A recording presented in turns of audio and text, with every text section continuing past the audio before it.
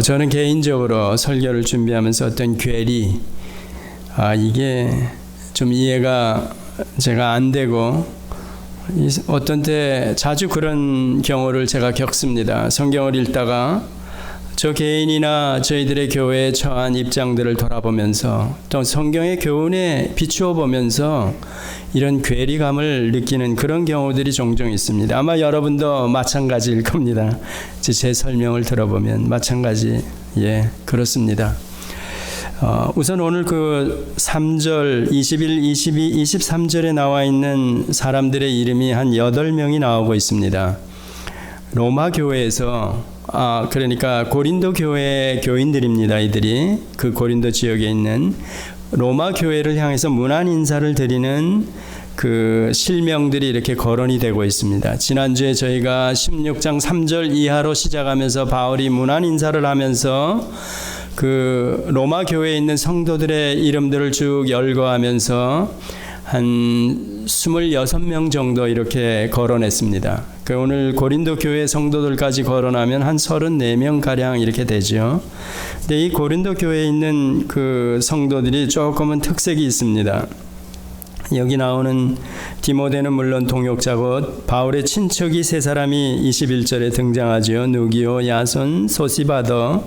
그 다음에 22절에 이 바울의 로마서를 대서 대피란 더디오, 이 사람이 조금은 사람 이름이 사실은 아니죠. 그 당시 헬라가 로마에 의해서 이제 망하고 나가지고 헬라 사람들이 그 신분 고하를 막론하고 그게 완전히 노예로 이렇게 전락해버린 그런 상황에서 로마의 많은 귀족들 부인들이 그런 노예 중에서 어떤 사람은 택해다가 가정교사를 삼기도 하고 또 뭐 이랬습니다. 그러니까 헬라 여러분들이 아시는 대로 철학적인 혹은 문학적인 이런 소양이 많은 사람들, 그런 사람들까지 노예 신분으로 전락했기 때문에 그 중에 어떤 사람들을 데려다가 말 그대로 슬레이브죠.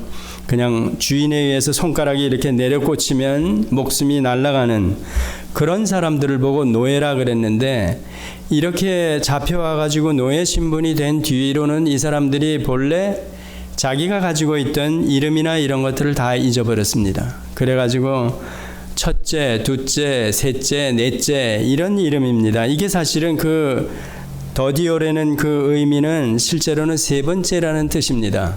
그러니까 로마 그 지배하에서 당시 그렇게 노예로 삼은 사람들, 그 사람들에게 이 그룹은 그냥 첫 번째 노예, 뭐 두 번째 노예 이런 식으로 지명을 해서 그렇게 불렀습니다. 더디오라는 이름 자체가 그 세 번째라는 이름입니다. 그러니까 사람 이름이 아니고, 그러니까 이 사람도 분명히 그 이전에 지금은 노예 신분인데 세 번째라는 의미의 더디오, 이 사람이 그러니까 당시에 많이 배운 사람 같습니다. 그러니까 바울 서신을 바울에 의해서 구술로 이렇게 이렇게 읽어주는, 들려주는 내용을 이 사람이 기술한 겁니다. 그리고 나서 이제 23절에 보면 또 재밌는 얘기들이 나오죠. 나와 온 교회 식주인 가이오, 식주인, 이게 식구가 아닌가 이렇게도 이렇게 금방 생각이 들지만 식주인, 말 그대로 먹여주고 재워주고 잘하는 사람, 뭐 이렇게 해도 됩니다. 그러니까 바울이나 온 교회 사람들에게 대접을 잘한 그런 가이오, 너희에게 문안한다, 로마 교회를 향해서 이렇게 얘기하는 겁니다. 또 이성의 제무 에라스도, 그 다음에 형제 구아도도 나오는데, 이 구아도도 마찬가지로 노예 신분이며 사람 이름이 아닌 네 번째 노예 신분, 그에게 붙여진 그냥 노예들, 이런 표현입니다. 그러니까 이게 어떻게 성경에, 특히 고린도 교회 안에 있던 사람들인데 이 사람이 어떻게 로마 교회를 향해서 감히 성경 안에 이름이 등장하는가, 이런 게 의문을 가질 수가 있습니다. 그래서 제가 고린도전서 1장 오늘 26절을 먼저 읽어드렸죠. 형제들아, 너희의 부르심을 보라. 육체를 따라 지혜 있는 자가 많지 아니하며 능한 자가 많지 아니하며 문벌 좋은 자가 많지 아니하도다, 이렇게 얘기하죠.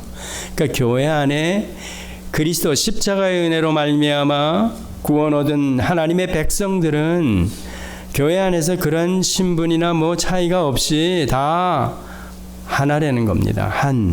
그리스도를 머리로 그 몸에 지체된 자. 그러니까 바울이 대단한 사람입니다. 또 그리고 이 고린도 교회 성도들도 대단한 사람들이고 또 로마 교회도 마찬가지입니다. 저희들이 예를 들어서 교회 안에 제가 만약에 어떤 지역에 있는 교회에다가 서신을 보낸다 이랬을 때 여러분의 이름을 다 끌고 와가지고 우리 김 집사님도 안부를 전합니다. 박 집사님도 안부를 전합니다. 김 성도님도 안부를 전합니다. 이렇게 다 써놓은 겁니다. 근데 그렇지 않죠. 당회장 누구누구 아무개 이러면서 보통은 한 그 대표로 이렇게 보내죠. 근데 이 서신은 다른 겁니다. 여기에 아까 얘기한 더디오 세 번째 노예 슬레이브, 네 번째 구아도 꾸아뚜라 이러면서 부르는 그 네 번째 노예 그룹의 한 인물 올라오는 겁니다. 그 사람까지 넣어가지고 그 로마 교회를 향해서 이렇게 안부를 전한 겁니다.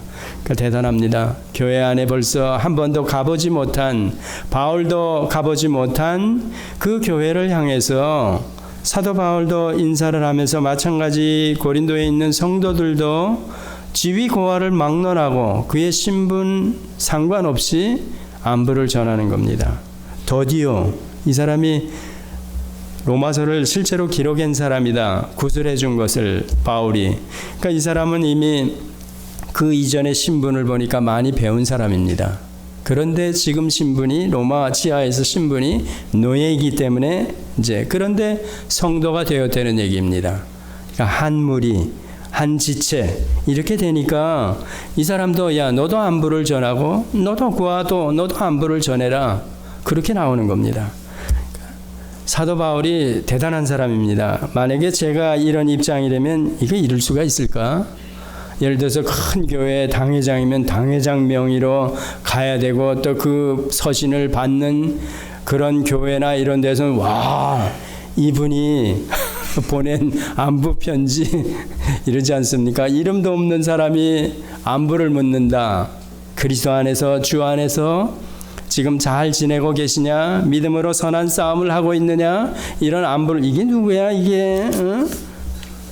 이렇게 나올 거 아닙니까? 제가 그러니까 이런 걸 보니까 여러분도 그러고 좀 괴리를 느끼죠. 지금 현대교회 저희들 처한 입장에서는 진짜 실제로 이럴까?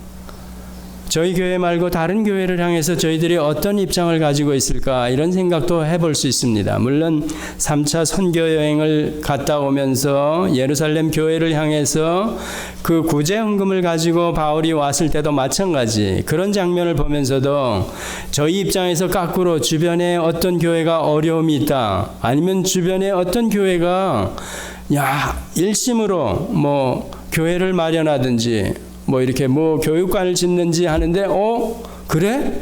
우리도 한 부분 약소하지만 우리도 도와줘야 되겠다. 이런 거나 마찬가지입니다. 근데 현대교회에서는 이런 게 일어날 수 있는가 했을 때 저 교회? 저거 틀렸지. 저거 가짜야. 저거 틀린 거야. 이렇게 나오죠. 우리만 옳다 그러고. 그런데 실제로 이 초대교회 때나 이때 당시 고린도 교회와 저희가 로마 교회를 돌아보니까 이거 대단한 겁니다. 제가 그러니까 괴리감을 느끼는 거죠. 이 다음에 저희 교회가 어려우면 어려운 대로 이웃 교회 또 이웃의 성도들을 향해서 여기 식주인 가이오도 나오죠. 만약에 누가 여행 중에 저희 교회를 들렸다 그러면 여러분 중에서 누가 나서가지고 우리 집에 오늘 와서 2, 3일 묵으세요. 제가 대접을 해드릴게요. 이렇게 나와야 되는 겁니다. 교회 간에 마찬가지.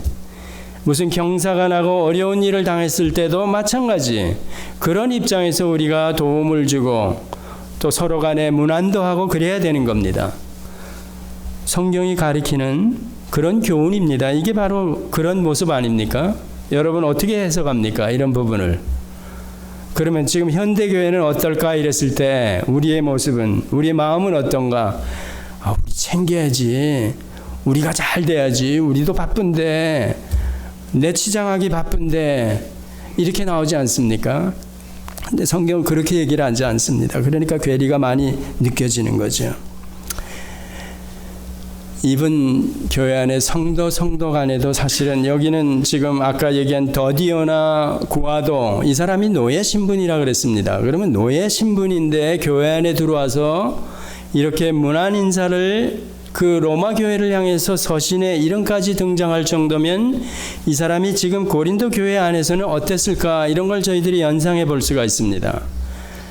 지위고하 신분 막론하고 그 사람이 교회 안에 들어와서 성도로서 한 지체로서 한 공동체로서 이렇게 생활하는데 아무 문제가 없었다는 얘기입니다.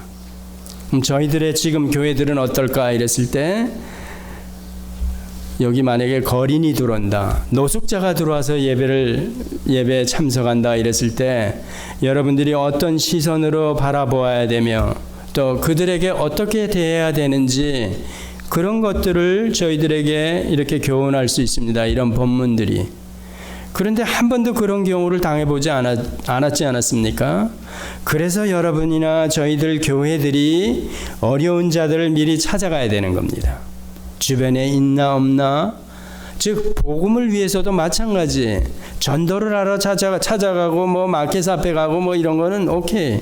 그렇지만 그거보다 더한 실제로 가난한 자, 세상에서 이렇게 버림을 받은 자, 왕따 당하는 사람들, 또 약자들, 이런 사람들을 찾아가 가지고 따뜻한 마음으로 복음을 증거하면서 그들의 필요를 저희들이 이렇게 베풀 수 있어야 되는 겁니다. 교회 안에서는 물론이고 교회 안에서도 이렇게 신분 고하를 막론하고 이렇게, 그러니까 바울이 고린도전서에서 그래서 이런 얘기하는 겁니다. 내가 많이 배웠느냐? 덜 배운 사람을 뭐라 그러지 말아라. 다 그리스도 안에서 값진 보배로운 피로 말미암아 한 형제 자매가 된 자들이다. 그런 교훈이 그대로 와서 이렇게 이해가 되고 받아들여진다면 거기에 대한 반응으로 그렇게 나와야죠. 그러니까 교회 안에서는 차별이 있을 수가 없죠. 어떤 이유로도 없습니다. 그게 없어야 되는 게 맞습니다. 그게 원칙이고 그게 성경이 가리키는 바입니다. 그럴 때 이런 본문들이 읽을 때 우리 교회도 지금 그러고 있는데 뭐 그때 교회나 지금 우리 교회나 다를 바가 없구나. 이게 잘 가르침을 받는 교회입니다. 지금 교회의 모습이고 지금 교회의 모습이어야 되고 그렇습니다.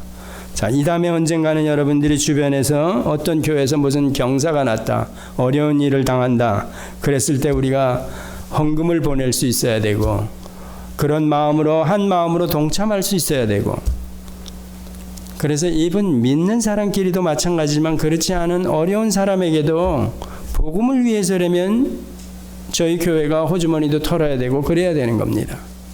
저거 믿지 않는 것들, 저거 뭐 쓰레기들, 명명받을 자들, 이거는 성경이 그런 얘기를 절대로 하지 않습니다. 그래서 예수님이 이 땅에 오실 때에도 죄인과 세리, 창기에게 찾아오셔가지고, 즉 죄인들에게 찾아오셨다, 이렇게 예수님도 얘기하는 겁니다. 내가 죄인을 부르러 왔지 의인을 부르러 온 게 아니다, 이렇게 얘기하지 않습니까? 마태복음 1장에도 그가 성육신 하셔서 이 땅에 오셨을 때도 이름을 예수라 하라, 저가 자기 백성들을 저들의 죄악 가운데서 구원하시기 위해 왔다. 예, 맞습니다. 그럼 우리가 교회가 어떤 사명을 또 우리 성도들이 감당하고 있어야 되느냐, 이랬을 때 좋은 교훈을 저희에게 주고 있는 겁니다. 사실상 로마서를 마감하는 겁니다. 오늘 아마 다음 한 번만 더 하면 제가 이제 로마서를 다 마치는데, 이 사도 바울이 오늘 25절부터 26절 그 두 절은 사실상 로마서 전체를 이렇게 되풀이하는 겁니다. 제가 한번 다시 읽어드릴게요. 나의 복음과 예수 그리스도를 전파함은 영세전부터 감추었다가 이제는 나타내신 바 되었으며 영원하신 하나님의 명을 쫓아 선지자들의 글로 말미암아 모든 민족에게 믿어 순종케 하시려고 알게 하신 바 그 비밀의 계시를 쫓아낸 것이니 이 복음으로 너희를 능히 경고케 하실, 이렇게 얘기하죠. 이게 26절을 읽으려니까 좀 힘들죠. 한 번에 이해하려니까요. 굉장히 힘듭니다. 실제로 힘듭니다. 그런데 왜냐하면 이 한 절, 두 절을 가지고 사도 바울이 사실상은 로마서 전체를 마음에 담고 이렇게 쓴 겁니다. 그러니까 한마디로 두 절로 요약을 한 거다. 이렇게 해도 괜찮습니다. 그래서 저는 개인적으로 나의 복음 이러면서 제가 로마서 서론을 다시 읽어봤습니다. 로마서 1장 1절로부터 17절까지 그 안에 내용들이 대체적으로 여기에 요약된 거다. 그렇게도 저희들이 알 수가 있습니다. 복음이 무엇인가? 로마서는 사실상 제가 여러 차례 말씀드린 대로 주제는 복음입니다. 복음. 그 복음에 대한 설명을 그래서 1장 2절로 들어가면서 그 복음이 뭐냐 이랬을 때 하나님의 복음 혹은 예수 그리스도의 복음 이렇게도 설명합니다. 하나님의 복음을 설명하면서 1장 2절에 이 복음은 하나님이 선지자들로 말미암아 그 아들에 관하여 성경에 미리 약속한 것이라 이렇게 나오지 않습니까? 복음의 아주 간단한 정의입니다. 한마디로 구약 내내 하나님께서 선지자들로 말미암아 그 아들에 관하여 약속한 내용들, 그 내용 전체가 복음이라는 겁니다. 근데 그 내용, 그 아들이 바로 누군가 하면 예수 그리스도이시죠. 그러니까 그가 곧 복음이다. 이렇게 설명하는 겁니다.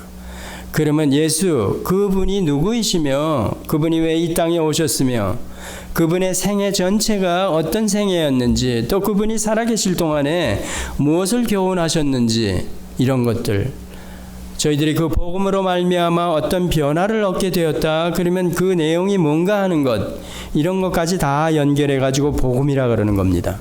근데 하나님의 복음이라 그러니까 저희들이 지난번에 로마서 돌아보면서 복음을 설명드리면서 제가 족보를 말씀드렸죠. 유대적인 배경을 가지고는 아브라함부터 시작해 가지고 14대 누가복음에 이방인들을 향해서 이 예수를 설명하기 위해서는 예수 그 이상은 요셉 그 이상은 하면서 그 이상은 아담이요 그 이상은 하나님이요 그러지 않습니까? 그래 이 복음의 실체가 되시는 예수 그리스도는 본래 선제하셨던 분이다. 유한세계에 계셨던 분이 아니라 초월세계에 계셨던 분이다. 이렇게 설명하는 게 그게 바로 아담 그 이상은 하는 겁니다. 그런데 그 이상에 계시던 시간 공간의 지배를 받지 않는 그런 세계에 계셨던 분이 어떻게 유한 세계에 내려오실 수가 있는가? 창조주가 피조물과 같이 될 수 있는가? 이걸 부인하는 사람들이 누구라 그랬죠? 영지주의. 그런 사람들입니다. 이 땅에서 자유주의 입장에서는 사람인데 예수인데 사람에게 붙여지는 이름 그 이름 예수 그가 어떻게 하나님일 수가 있느냐? 하나님이 될 수가 없다.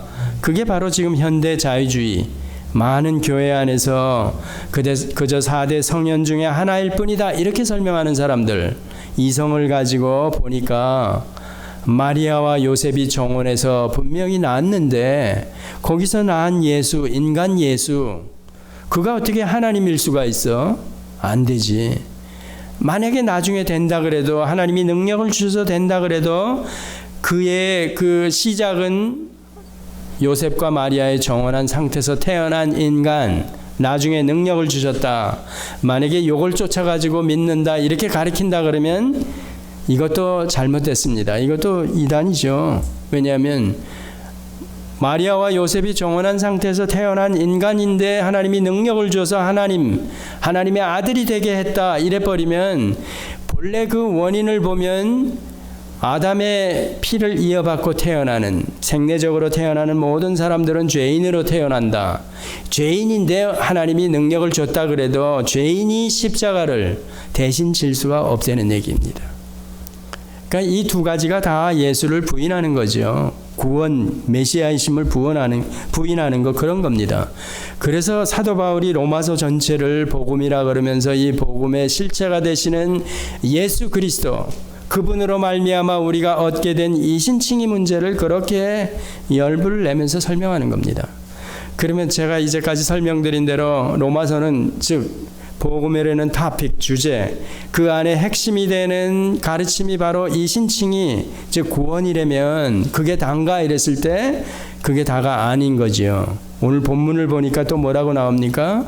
또 12장 이하로 넘어가면서 저희들이 실천적인 부분을 설명드렸죠. 그 부분은 구원 얻은 이후에 우리들이 어떤 삶을 살아가야 되는가, 그 부분에 대해서 성경이 가리키는 겁니다. 가리키면서 이 말미에 뭐라 그럽니까? 복음으로 말미암아 너희를 능히 견고케 하실, 그러니까 이신칭의로 구원 얻은, 이 땅에 살아가지만 하늘에 속한 자의 신분을 이미 얻은 자로 이 땅을 살아간다. 그런데 세상이 만만치 않다. 만만치 않습니다. 그런데 우리가 어떻게 믿음을 지키면서 살아가야 되는가 이랬을 때 우리가 견고하게 신앙을 유지하고 믿음을 지키면서 살아가야 된다. 또 이게 단가 이랬을 때 그게 아니죠. 오늘 본문의 25절에 보면 나의 복음과 예수 그리스도를 전파함은, 이런 게 나오지 않습니까? 내가 이신칭의로 구원을 얻었어. 하늘에 속한 자의 신분이야. 이미 하나님을 아버지라 그래. 이거 세상에 어떤 것으로도 얻을 수 없는 거 공짜로 얻어가지고 너무나도 좋아. 이건 취소치도 못하는 거야. 그 누가. 그런데 거기서 머물러 있으면 안 된다 그랬지 않았습니까?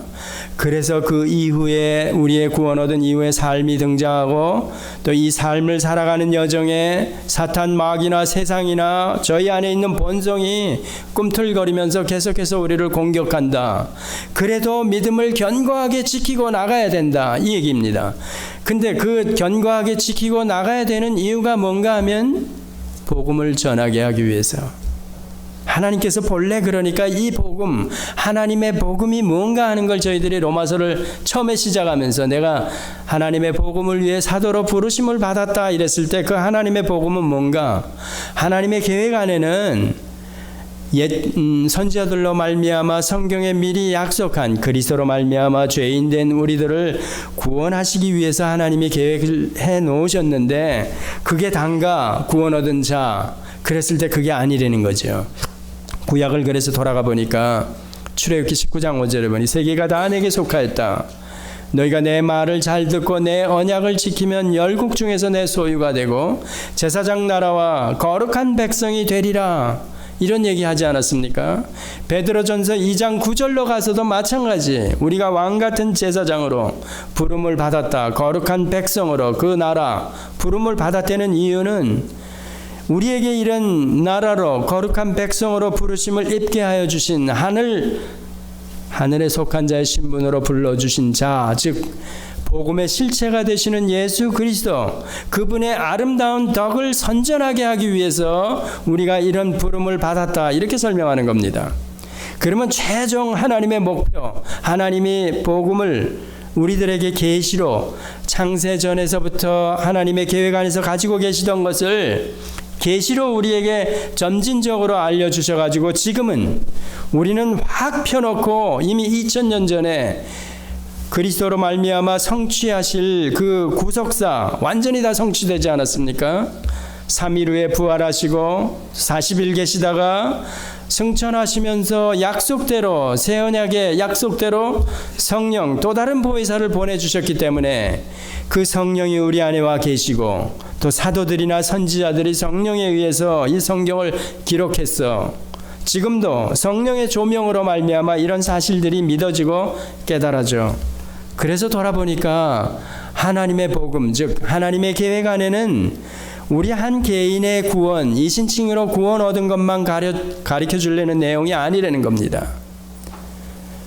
그 복음의 실체가 되시고 우리를 대신해서 죄값으로 죽어주시면서 고난을 받으시고 십자가에 죽으시고 부활하신 그분을 우리가 선전하게 하기 위해서, 전하게 하기 위해서, 복음을 증거하는 자로 살아가도록 하기 위해서 우리에게 이런 부름을, 하나님의 자녀되는 이 신분을 허락하셨다는 겁니다.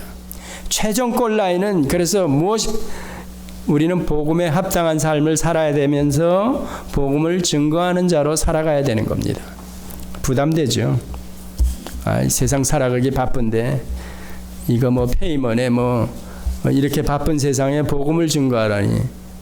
아니 내 신앙 이렇게 도둠거리기도 이거 제대로 시간이 없는데 거꾸로 나가서 복음을 증거하라니. 이거 말도 안 되는 얘기 같지 않습니까? 그래서 제가 아까 처음 시작할 때 여러분은 어떤지, 여러분도 아마 그런 마음이 들 겁니다. 이 김 목사가 이게 성경을 해석 잘못하는 거 아니야? 그 로마서 말미를 이런 식으로 끝내버리면 이건 뭐야? 부담만 확 줘버리고, 그러면 제가 잘못을 해석한 건지 아니면 여러분이 잘못되어 있는지, 이게 뭔가 괴리가 만약에 여러분 안에 성령이 계시고 저 안에도 계시다면 오늘 사도 바울이 로마서를 마감하면서 특히 25, 26절 그 21절부터도 이미 고린도 교회가 로마 교회에 문안 인사드릴 때도 어떤 관계라는 거, 교회 관계가 어때야 되고 성도 간의 관계도 이신전심으로 우리는 이렇게 서로 통해야 되고 문안해야 되는 그런 관계, 교회 복음을 위해서 우리가 어떻게 살아야 되는지 이 부분을 마지막으로 사도 바울이 그렇게 얘기하는 겁니다. 이 복음으로 너희를 능히 견고케 하실, 그러면서 내가 복음을 위해서 일평생을 이렇게 살았다, 그 얘기하는 겁니다.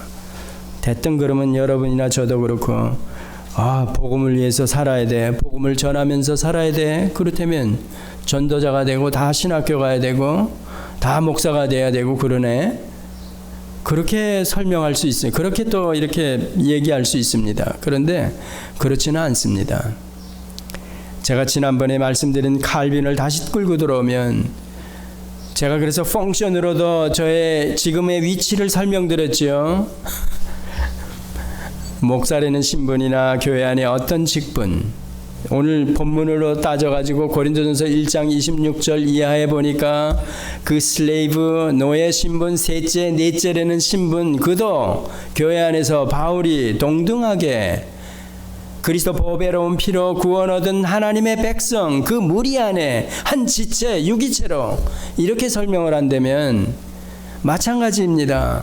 제가 제 삶의 영역에서 제가 살아가면서 복음을 증거하는 것, 그것도 전도자입니다. 복음을 증거하는 겁니다.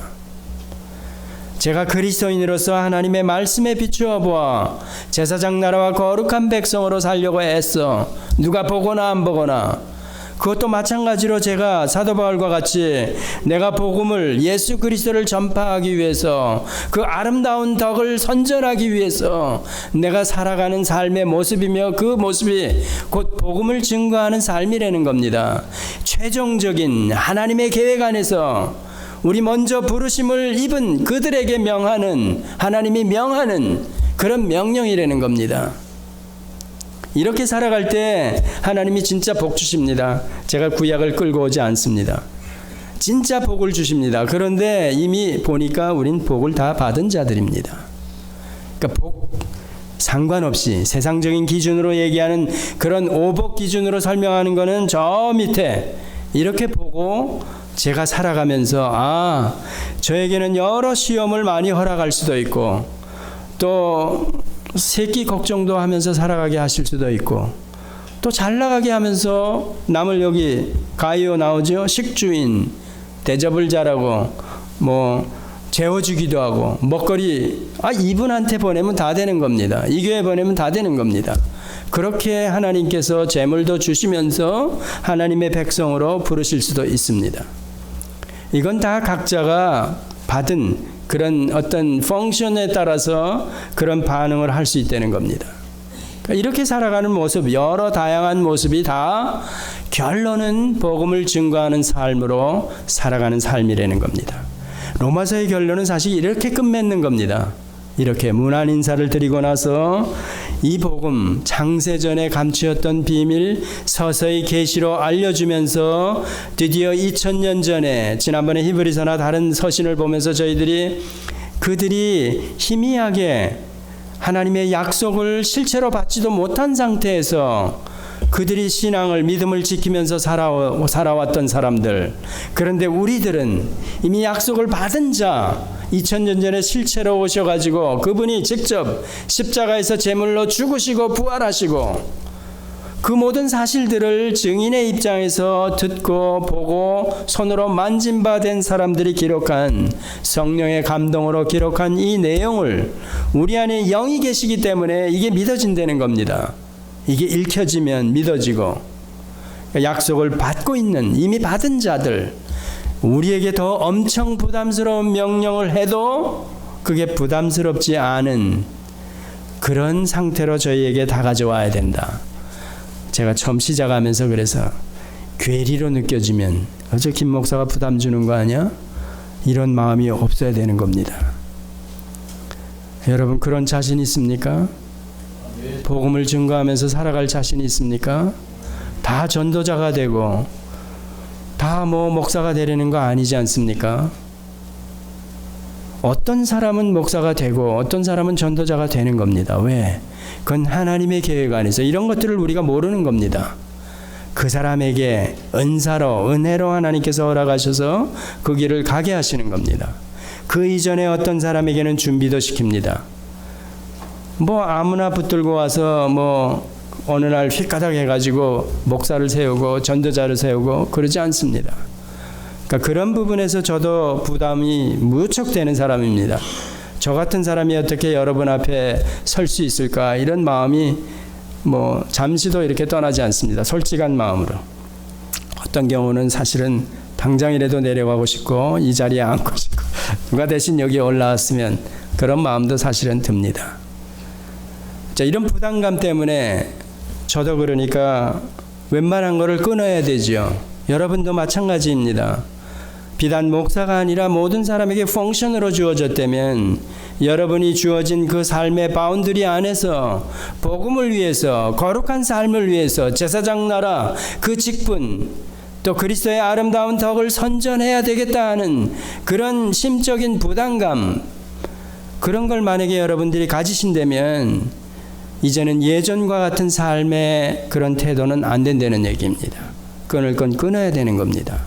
제한하고 그리고 가셔야 되는 겁니다.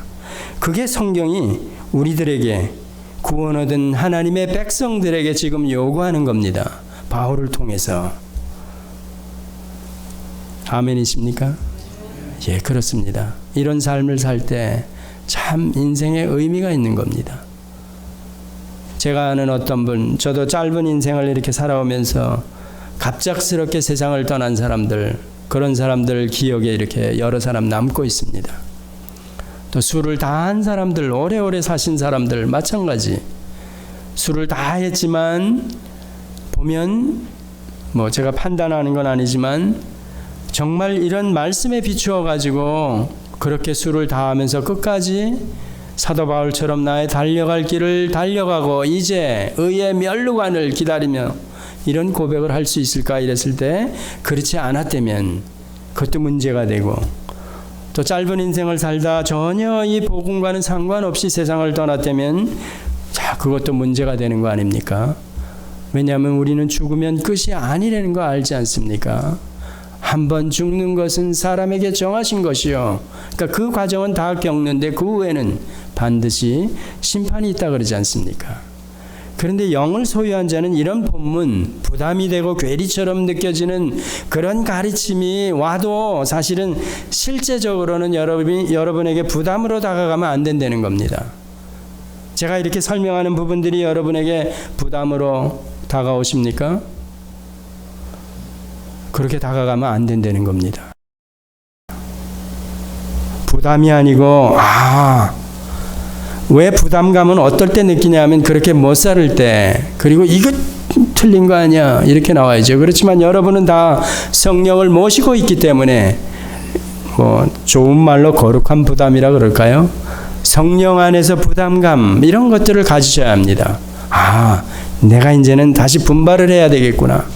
진짜 산되는 의미가 뭔지 오늘 이 바울이 로마서를 마감하면서 우리에게 이런 식으로 하나님의 명령으로 설명하면서 복음을 증거하는 삶을 살아라 이러는 건 바로 나를 위해서 그러는구나. 이것도 나중에 이 다음에 하나님께서 우리에게 그때 너 잘했다. 베드로전서 1장에 나오죠. 시험이나 환난이나 어려움들 그때 잘 참고 믿음을 잘 지키면서 더욱이 그런 상황에서도 어려운 자들을 찾아가면서 복음을 증거까지 했다. 자, 이건 너를 향한 상이다. 상 주시려고 그러죠. 계시록에 들어가면 우리의 면류관 씌워져. 다 내려놓고 이런 얘기 나옵니다. 우린 다 받을 자격이 없지요. 우리가 한 게 아니니까. 그런데 하나님은 우리가 했다는 겁니다. 제가 이런 부분을 보고 국민학교 때 그 형제간에 볏집을 날라다 주는 것, 서로 간에 이러는 겁니다. 하나님은 우리에게 그건 네가 한 거다. 아니에요, 제가 한 거 아닙니다. 그냥 저는 제가 한 게 아무것도 없습니다. 마태복음 7장에도 나오죠. 주님 이 다음에 물으실 때 내가 주를 위해서 한 일이 아무것도 없습니다. 그런데 아니다. 내가 그 소자에게, 그 어려운 자에게 찾아가서 그의 필요를 내가 도와준 것, 그게 바로 나에게 한 거다. 이렇게 설명하는 겁니다. 광내고 나팔 불면서 내가 주를 위해서 한 게 이렇게 많은데요.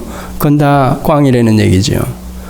그러니까 이런 것 돌아보면 우리가 남은 인생을, 우리의 삶을 어떤 삶을 살아가야 되는지, 진짜 이신칭의로 설명하는 복음, 구원, 이것들을 제가 확실하게 갖고 있는 자라면 하늘에 속한 모든 것이 다 하나님께 다 그 상속자, 후사가 되는 저와 여러분의 것입니다. 그렇다면 이 땅에서 제가 바라고 얻을 수 있는 것, 성경을 모르고 세상에 살아가는 사람들이 추구하는 삶, 그 사람들은 다 오복을 추구하는 삶입니다. 오복, 유한한 것, 썩을 것, 세상에 속한 것, 잠깐 어떤 만족을 주는 것, 그런 것들이죠. 그렇지만 우리는 영원한 것, 하늘에 속한 것, 신령한 것, 썩지 않는 것, 이런 것들을 이미 하나님께서 약속하신 대로 받은 자의 신분으로 우리를 설명하고 있다. 예, 제가 복음에 합당한 삶을, 복음을 증거하면서 살아가겠습니다. 예, 그렇습니다. 기도하시겠습니다. 하나님 아버지, 정말 은혜를 감사드립니다.